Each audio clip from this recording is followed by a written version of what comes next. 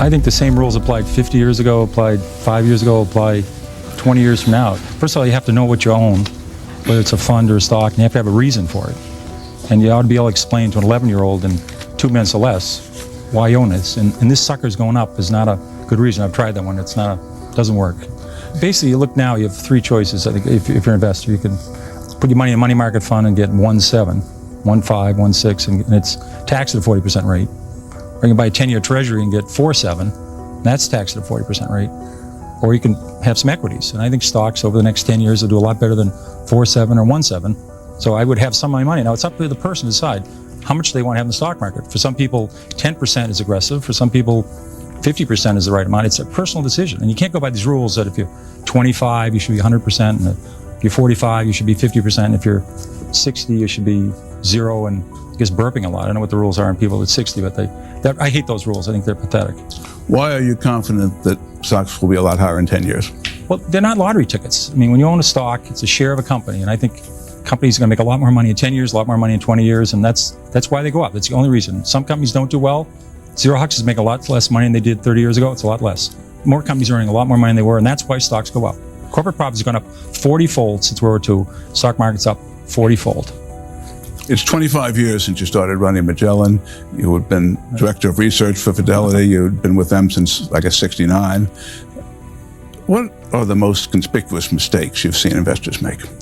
Well, I think not looking at the balance sheet, and this is a mistake I've made. If you look at a person's balance sheet, you look to see what the assets they own, their houses, if they own a house, if they own a car, what debt they have, and take that away. That's what your net worth is. You should do that with a company. And I've seen investors look at companies that let's say looking at 2 companies, they're very depressed. They're each at $4 a share. And they're each losing a couple $1 million a quarter. One company has $100 million in cash and no debt. And one company has no cash and $100 million in debt. They're about to blow taps in the second company. So you could do this. If you get through 8th grade math and you get anywhere near 8 and 8 equals 16, you can do this. Look at a company's financial position. It's impossible to go bankrupt if you don't have any debt. When you were actively managing money, you presumably were under the same pressures as other fund managers to show performance results. Right. Did that incline you to sell too quickly sometimes? Well, I think my greatest mistakes are, it's funny, on a stock, all you can lose is 100%. I've done that. But your great mistakes is selling a good company and then it doubles, then it triples and quadruples because you make a lot of mistakes. And so those ones that go up 10-fold, I call them the 10 baggers. So some of my mistakes are just saying, oh my God, this stock is too high. And I was wrong. And you had to figure out, what inning am I in this baseball game? I sold Toys R Us way too early. It went up 20-fold after I sold. I did the same thing at Home Depot. Those are probably my 2 greatest mistakes I ever made. When should you sell? Well, you ought to find out why you bought a stock. If you're saying it's a cyclical company and they're doing poorly and they're doing awful, you wait till things are getting better and they're doing terrific and then you sell it. But with a growth company, you have to say, Walmart's case, 10 years after they went public, you could have bought the stock and made 500 times your money. You say, still are only in 15% of the United States. And they could say, why can't they go to 17? Why can't they go to 19? Why can't they go to 23? So for the next 4 decades, they went around the country. So you have to say to yourself, in this stock, I have a 10-year story, a 20-year story. You ought to be able to write that down and follow that. That's what I do with the company. And that's your decision. That's how you sell it. You still buy a company, and you buy a company to grow. And if it's a textile company or it's an electronics company or software company, you better understand what they do. And if they do well, the stock will do well, no matter what happens to the market. If the Dow Jones today was 1,000 or 500, you would have made a lot of money in McDonald's. You would have made a lot of money in Johnson & Johnson. You would have made a lot of money in Gillette. These companies' earnings have gone up a lot the last 30 years.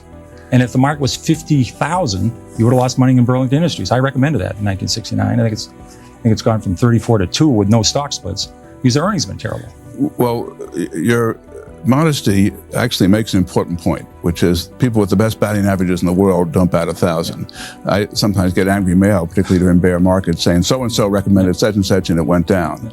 Well, how often did you come up with a clinker? Well, this is a funny business. You don't have to be right even 5 times out of 10. If the times you're right, you make a double and triple. It offsets all those times you lose 20 or 30%. So when you buy a stock, you got to say to yourself, how much can I lose and how much can I make? And you ought to be able to make a lot. Because stocks are risky. I mean, look at how much we lost in AT&T. Look how much we lost in Xerox. These were quality companies.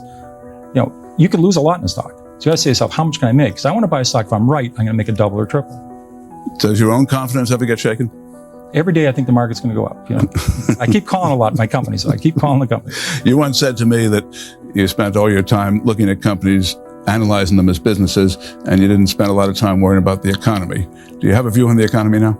Well, I look at the economy. I look historically at the economy. I don't look at the future. I mean, that's weather forecasting. I look at the economy backwards, see what's happening. And the economy looks very good to me right now. The housing market looks terrific. The auto market looks good. The consumer looks good. There's a lot of good elements to it. And if this is, we've had 9 recessions since World War II, and they've averaged usually about a 2% decline in the workforce. It's terrible. There's about 1.5 million people have lost their jobs in this decline, but that would only be about a 1% decline in the workforce. So far, this has been a mild recession. It has been mild in technology, it has been mild in telecom, it has been mild for, for the companies making fiber optics, but it's been a normal recession. And I would never bet against the American economy. It's powerful. You were never a big fan of the technology group, are you now? I've actually started looking, I'm a little early on these things. I started looking in January and February, and I've been researching the companies. They're very complex because if there's 1,000 technology companies, they're all a little bit different. They're not like a bunch of banks that are very similar. So you have to be careful. I'm looking at companies that are selling close to cash. They're an industry leader and they're down 95%. Well, I think that's a very interesting correlation. I mean, the Japanese market and economy has been incredibly weak. They've had a 12-year recession. But there you had a real problem with the banking system. You basically had, let's say, average building, a commercial building went from 50 million to 500 million. A bank then made a 110% loan against it, a $550 million loan. Then the building went back to 50, and they're stuck with a $450 million loan. And the government never cut taxes. It actually raised taxes. I mean, they did everything wrong, and the companies didn't cut costs. So they just sort of sat there, hoped things would get better. Our companies act fast. They start cutting costs real quickly. And our government is, fortunately, this is rare in our history. We went into this recession running a surplus, first time ever. The system's supposed to be, in our country, we should run surpluses in the good times, and then in the bad times, we run deficits. Well, guess what? It's working. Right. They didn't have that in Japan. And Japan now has wasted 12 years. I don't think it has all, this doesn't look to me at all like Japan. We're starting to get better already. Good.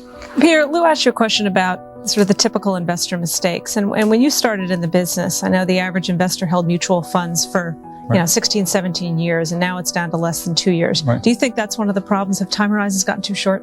Well, I think also you have to say, what do I want? Do I need the money in a year? Do I need the money in 5 years? You're a terrible investor, you need the money in a year. I mean, if you need it for college, to send your kids there, or for a wedding, you're not gonna be a good investor. Then you have to do some homework and say, should I have 10 growth funds? That's silly. You say, what do I want? I want 2 or 3 growth funds. What's my mix that I like? And you want to say it is aggressive. Some people aggressive is 50%. So I would say and some people might want to have foreign funds. It's like a menu in a restaurant. They should look it over and decide what they like, and then stay with it. And if one group does well for 2 or 3 years, the next bunch of money they add to, maybe they should add to the group that's underperforming. Over time, different categories work out to be about the same. So you get whipsawed. If you're on one area, does poorly for 3 years, you say, get me out of that, and you go into some other area, and that does badly for 3 years. You could be in it forever and never make money. Peter, does this market remind you of any that you've been through before? I would say the 90 bear market is very similar in many ways. I mean, just to think Saddam Hussein takes over Kuwait. We sent 500,000 troops to Saudi Arabia. All the people are saying it's going to be Iraq's the 3rd largest army in the world. It's going to be another Vietnam. We had a recession. We had all these banks in trouble. Right now, our banks are in terrific shape, which is a major positive. So that was a very scary environment. And we had defaults. I mean, it was an ugly environment. Everybody was afraid. So I think that was a very similar market. And I think 81, 82 was ugly too. We had 20% prime rate, double-digit inflation, double-digit unemployment. So those are scary markets. And then top it all off, the 73, 74 market, as you remember, the Nifty 50, we had that. We had it in technology stocks. So we had 95% declines. And, so we combined 3 markets into one special case. It's been very fast. We have less than a minute left. Those who are less sanguine about the economy than you've just expressed often cite the recent declines in the dollar and the shift from surplus to deficit as negatives. You seem to indicate that they're positives. Why? Well, I think the government running a deficit is terrific. That's the way it should work. I mean, when they were running a $200 billion surplus, which they're taking $200 billion out of the economy. Now the government's running a $100 billion deficit. It's pumping $100 billion in. It's a cushion. So you don't see a double dip recession coming? Well, I don't know. I can't predict the future. That's a healthy thing to have buffers in the economy. We've had 9 recessions in World War II. We've got out every one of them. The system works. If you could give one sentence of advice to scared investors right now, what would it be? I think you ought to see some kids. Hire an 8-year-old, hire a 6-year-old. Just watch them. They don't know who Alan Greenspan is. They know about the shape of the yield curve. They're optimistic about the future. We'll be fine for the next 30, 40 years. Let's hope you're right, Peter. Courage and persistence, they've worked in the past.